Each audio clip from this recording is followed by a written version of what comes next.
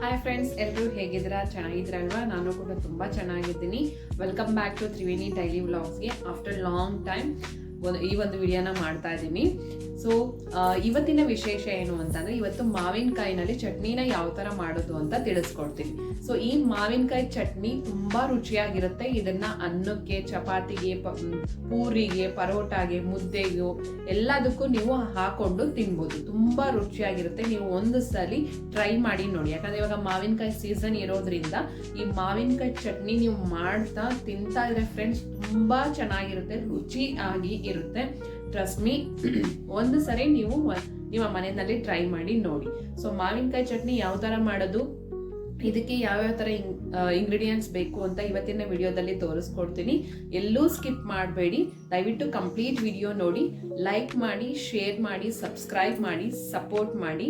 ಈ ಮಾವಿನಕಾಯಿ ಚಟ್ನಿನ ನೀವು ಮನೆಯಲ್ಲಿ ಒಂದ್ಸರಿ ಟ್ರೈ ಮಾಡಿ ನೋಡಿ. ಬನ್ನಿ, ಯಾಕೆ ತಡ, ಇವತ್ತಿನ ಮಾವಿನಕಾಯಿ ಚಟ್ನಿನ ಯಾವ ಥರ ಮಾಡೋದು ಅಂತ ತಿಳಿಸ್ಕೊಡ್ತೀನಿ. ಬನ್ನಿ. ಆಗಿರುವಂತಹ ಮಾವಿನಕಾಯಿನ ತಗೊಂಡಿದ್ದೀನಿ. ಮಾವಿನಕಾಯಿನ ತಗೊಂಡು ಕಟ್ ಮಾಡಿಕೊಂಡು ಇಟ್ಕೊಂಡಿದ್ದೀನಿ.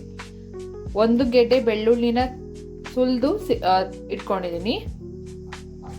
ಇಲ್ಲಿ 4 ಹಸಿಮೆಣಸಿನ್ಕಾಯಿ ತಗೊಂಡಿದ್ದೀನಿ. 2 ಟೊಮೆಟೊನ ದಪ್ಪದಾಗಿ ಕಟ್ ಮಾಡಿಕೊಂಡು ಇಟ್ಕೊಂಡಿದ್ದೀನಿ. 5 ರಿಂದ 6 ಟೇಬಲ್ ಸ್ಪೂನ್ ಎಣ್ಣೆನ ತಗೊಂಡು ಇಟ್ಕೊಂಡಿದ್ದೀನಿ. 1 ಇಡಿ ಕೊತ್ತಂಬರಿ ಸೊಪ್ಪು, 1 ಈರುಳ್ಳಿನ ಚಿಕ್ಕದಾಗಿ ಕಟ್ ಮಾಡ್ಕೊಂಡು ಇಟ್ಕೊಂಡಿದ್ದೀನಿ. ಇಲ್ಲಿ ಒಗ್ಗರಣೆಗೆ ಸಾಸಿವೆ, 1 ಟೇಬಲ್ ಸ್ಪೂನ್ ಅಚ್ಚ ಖಾರ ಪುಡಿ, 1 ಟೇಬಲ್ ಸ್ಪೂನ್ ರುಚಿಗೆ ತಕ್ಕಷ್ಟು ಉಪ್ಪು, 1 ಟೇಬಲ್ ಸ್ಪೂನ್ ಜೀರಿಗೆ. ಸೊ ನಿಮ್ಗೆ ಏನಾದರೂ ಉಪ್ಪು ಸಾಕಾಗಿಲ್ಲ ಅಂದರೆ ಇನ್ನೊಂದು ಸ್ವಲ್ಪ ಬೇಕಾದರೆ ಹಾಕೊಳ್ಬೋದು. ಸೊ ಇದು ಪೂರ್ತಿ ಇಂಗ್ರೀಡಿಯೆಂಟ್ಸ್ ನಮಗೆ ಬೇಕಾಗಿರುವಂಥದ್ದು ಮಾವಿನಕಾಯಿ ಚಟ್ನಿ ಮಾಡೋದಕ್ಕೆ. ಈಗ ನಾನು ಗ್ಯಾಸನ್ನು ಹಚ್ತಾ ಇದ್ದೀನಿ. ಗ್ಯಾಸನ್ನು ಹಚ್ಚಿ ತವಾನ ಇಡ್ತಾ ಇದ್ದೀನಿ. ನೋಡ್ತಾ ಇರ್ಬೋದಲ್ವ ನೀವು, ತವಾನ ಇಟ್ಟು ಈಗ ಏನ್ ತೋರಿಸಿದ್ನೋ ಮಾವಿನಕಾಯಿ, ಟೊಮೆಟೊ, ಹಸಿಮೆಣಸಿನ್ಕಾಯಿ, ಬೆಳ್ಳುಳ್ಳಿನ ಎಣ್ಣೆ ಹಾಕಿ ಅದನ್ನ ನೀಟಾಗಿ ಫ್ರೈ ಮಾಡ್ಕೊಳ್ತೀವಿ. ಅದು ನೀಟಾಗಿ ಫ್ರೈ ಆಗ್ಬೇಕು.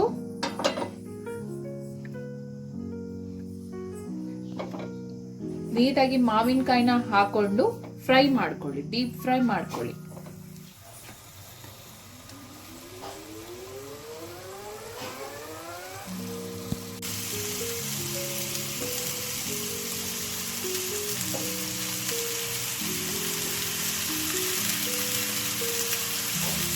ನೀಟಾಗಿ ಅದು ಡೀಪ್ ಫ್ರೈ ಆಗೋವರೆಗೂ ಅದನ್ನ ನೀಟಾಗಿ ಬಾಡಿಸ್ಕೊಳ್ಳಿ, ಇಲ್ಲಾಂದ್ರೆ ಸೀದೋಗ್ಬಿಡುತ್ತೆ. ನೋಡಿ ಫ್ರೆಂಡ್, ಈಗ ಡೀಪ್ ಫ್ರೈ ಆಗಿದೆ. ಸೊ ಡೀಪ್ ಫ್ರೈ ಆಗಿರೋದನ್ನ ನಾನು ಮಿಕ್ಸಿ ಜಾರ್ಗೆ ಹಾಕೊಳ್ತಾ ಇದ್ದೀನಿ. ಗ್ರೈಂಡ್ ಮಾಡ್ಕೊಳ್ಳೋದಕ್ಕೆ ಎಲ್ಲ ಮಿಕ್ಸಿ ಜಾರ್ಗೆ ಹಾಕೊಳ್ತಾ ಇದ್ದೀನಿ.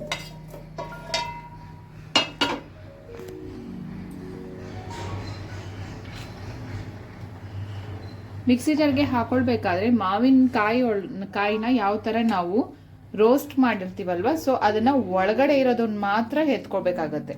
ಮೇಲ್ಗಡೆ ಇರೋದನ್ನ ಎತ್ಕೊಳ್ಬೇಡಿ.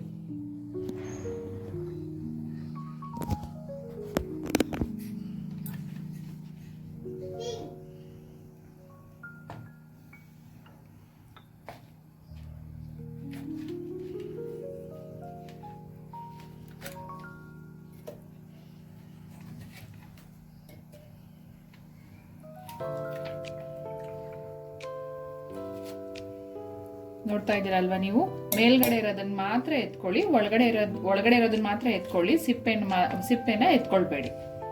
ಒಳಗಡೆ ಏನ್ ರೋಸ್ಟ್ ಆಗಿದೆಯೋ ಅದನ್ನ ಮಾತ್ರ ನಾವು ಒಳಗಡೆನ ಪದರವನ್ನ ಒಳಗಡೆ ರೋಸ್ಟ್ ಆಗಿರೋದನ್ನ ಮಾತ್ರ ಎತ್ಕೊಂಡು ಮಿಕ್ಸಿ ಜಾರ್ಗೆ ಹಾಕಿ ಗ್ರೈಂಡ್ ಮಾಡ್ಬೇಕಾಗತ್ತೆ. ಈಗ ಒಳಗಡೆದು ತೆಗೆದು ಎಲ್ಲ ಹಾಕಿದಾಗಿದೆ. ಇವಾಗ ಇದ್ರ ಜೊತೆ ನಾನು ಟೊಮೆಟೊವನ್ನು ಕೂಡ ಡೀಪ್ ಫ್ರೈ ಮಾಡ್ಕೊಂಡಿದ್ನಲ್ವ, ಅದನ್ನು ಕೂಡ ಹಾಕೊಳ್ತಾ ಇದ್ದೀನಿ. ಹಾಕೊಂಡು ಇದ್ರ ಜೊತೆಗೇನೆ ಈರುಳ್ಳಿನೂ ಕೂಡ ಹಾಕೊಳ್ಬೇಕು. ಈರುಳ್ಳಿ, ಕೊತ್ತಂಬರಿ ಸೊಪ್ಪು ಏನನ್ನ ನಾವು ತಗೊಂಡಿದ್ವಿ ಅಲ್ವಾ, ಅದನ್ನು ಕೂಡ ಹಾಕೊಳ್ಳೋಣ.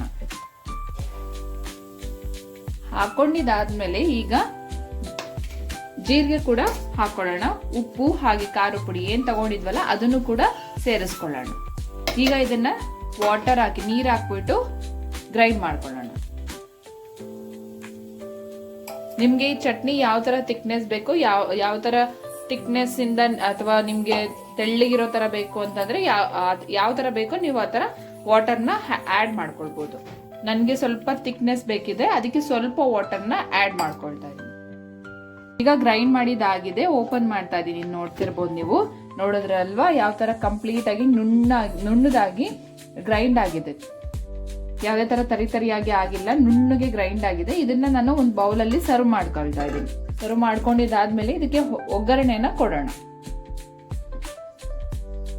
ಈಗ ನಾನು ಗ್ಯಾಸ್ ಹಚ್ಚಿ ಒಗ್ಗರಣೆಗೆ ರೆಡಿ ಮಾಡ್ಕೊಳ್ತಾ ಇದ್ದೀನಿ. ಒಗ್ಗರಣೆಗೆ ನಾನು ತುಪ್ಪವನ್ನ ಯೂಸ್ ಮಾಡ್ತಾ ಇದ್ದೀನಿ, ಯಾವುದೇ ತರ ಎಣ್ಣೆನ ಯೂಸ್ ಮಾಡಿಲ್ಲ, ತುಪ್ಪವನ್ನ ಯೂಸ್ ಮಾಡ್ತಾ ಇದ್ದೀನಿ. ತುಪ್ಪ 2 ಸ್ಪೂನ್ ಹಾಕೊಳ್ಳಿ.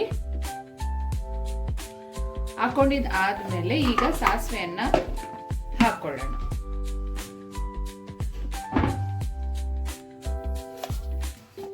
ಸಾಸಿವೆಯನ್ನ ಹಾಕೊಂಡು ಒಗ್ಗರಣೆ ಕೊಡೋಣ.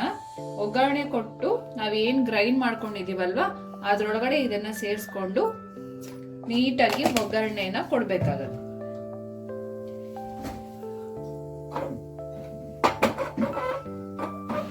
ನಾನು ಎಣ್ಣೆನ ಯೂಸ್ ಮಾಡಿಲ್ಲ, ನೋಡ್ತಿರ್ಬೋದು ನೀವು, ನಾನು ತುಪ್ಪವನ್ನ ಯೂಸ್ ಮಾಡಿದ್ದೀನಿ.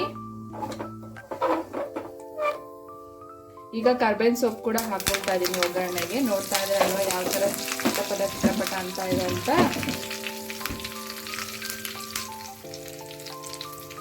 ಈಗ ಇದಾಗಿದೆ, ಒಗ್ಗರಣೆ ಆಗಿದೆ. ಈಗ ಏನ್ ನಾನು ಸರ್ವ್ ಮಾಡ್ಕೊಂಡಿದ್ದೀನೋ ಚಟ್ನಿಗೆ, ಇದ್ರೊಳಗಡೆ ಇದನ್ನ ಹಾಕೊಳ್ತಾ ಇದೀನಿ, ಮಿಕ್ಸ್ ಕೊಡ್ತಾ ಇದೀನಿ.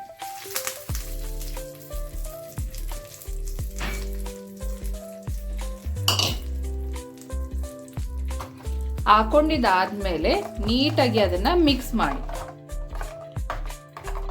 ವಾವ್, ಸೂಪರ್ ಆಗಿದೆ ಫ್ರೆಂಡ್ಸ್. ನೋಡ್ತಾ ಇರ್ಬೋದಲ್ವಾ ನೀವು, ಮಾವಿನಕಾಯಿ ಸೀಸನ್ ಅಲ್ವಾ ಇವಾಗ. ಮಾವಿನಕಾಯಿ ಸೀಸನ್ ಇರೋದ್ರಿಂದ ಮಾವಿನಕಾಯಿ ಚಟ್ನಿ ಮಾಡ್ಕೊಂಡು ತಿಂತಾ ಇದ್ರೆ ಫ್ರೆಂಡ್ಸ್ ಸೂಪರ್ ಆಗಿರುತ್ತೆ. ಟ್ರಸ್ಟ್ ಮೀ, ನೀವು ಇದನ್ನ ದೋಸೆ ಜೊತೆ, ಇಡ್ಲಿ ಜೊತೆ, ಅಥವಾ ಚಪಾತಿ ಜೊತೆ, ಅಥವಾ ರೊಟ್ಟಿ ಜೊತೆ, ಅನ್ನದ ಜೊತೆ ಕೂಡ ನೀವು ಸರ್ವ್ ಮಾಡ್ಕೊಂಡು ತಿನ್ಬೋದು. ತುಂಬಾ ಟೇಸ್ಟಿ ಆಗಿರುತ್ತೆ. ನೋಡ್ತಾ ಇದ್ರಲ್ವಾ, ನೋಡೋದಕ್ಕೆ ಎಷ್ಟು ಸೊಗಸಾಗಿದೆ ನೋಡಿ, ತುಂಬಾ ರುಚಿಯಾಗಿರುತ್ತೆ. ನಾನು ಇವಾಗ ಟೇಸ್ಟ್ ಮಾಡ್ತೀನಿ. ಇದನ್ನ ನಾನು ಅನ್ನದ ಜೊತೆ ಸರ್ವ್ ಮಾಡ್ಕೊಳ್ತೀನಿ. ನೀವು ಯಾವ್ದ್ರ ಜೊತೆ ಬೇಕಾದ್ರೂ ಸರ್ವ್ ಮಾಡ್ಕೊಳ್ಬೋದು. ಕೆಲವರು ಮುದ್ದೆನೂ ಕೂಡ ಚಟ್ನಿ ಜೊತೆ ತಿಂತಾರಲ್ಲ, ಅಂಥವ್ರಿಗೂ ಕೂಡ ಇದು ತುಂಬಾ ಚೆನ್ನಾಗಿರುತ್ತೆ, ತುಂಬಾ ಟೇಸ್ಟಿ ಆಗಿರುತ್ತೆ. ಟ್ರೈ ಮಾಡಿ ನೋಡಿ ಒಂದ್ಸರಿ.